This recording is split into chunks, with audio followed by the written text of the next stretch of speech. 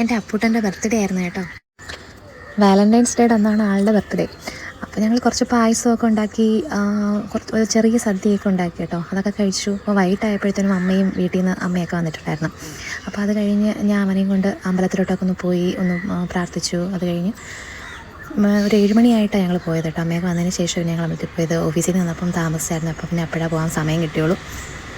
അത് കഴിഞ്ഞതിന് ശേഷം വീട്ടിൽ വന്നു. കുറച്ച് നേരം, അപ്പം ചേട്ടൻ വന്നിട്ടില്ലായിരുന്നു. അപ്പോൾ ഞങ്ങൾ കുറച്ച് നേരം അവിടെ ഇരുന്നു, പിള്ളേരായിട്ടൊക്കെ കളിച്ചു. അത് കഴിഞ്ഞ് ചേട്ടൻ വന്നപ്പോഴത്തേക്ക് ഞങ്ങൾ കേക്കൊക്കെ മുറിച്ചു.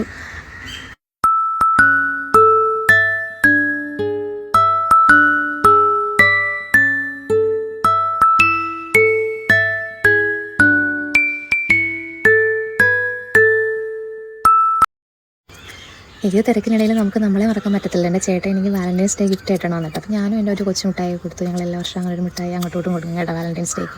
നമ്മൾ +1 +2 കഴിഞ്ഞ് കണ്ടുപിട്ടിയാണ്. നമ്മൾ സ്നേഹത്തിന് ഒരുപാട് വർഷമായി കേട്ടോ. അപ്പോൾ ഇന്നും സന്തോഷമായിട്ടിരിക്കണേ എന്നിട്ട് പ്രാർത്ഥന മാത്രമേ ഉള്ളൂ. അപ്പോൾ എല്ലാവരും കഴിഞ്ഞു, എല്ലാം കഴിഞ്ഞു, ഫുഡൊക്കെ കഴിച്ചു, എല്ലാവരും ഒക്കെ പോയി.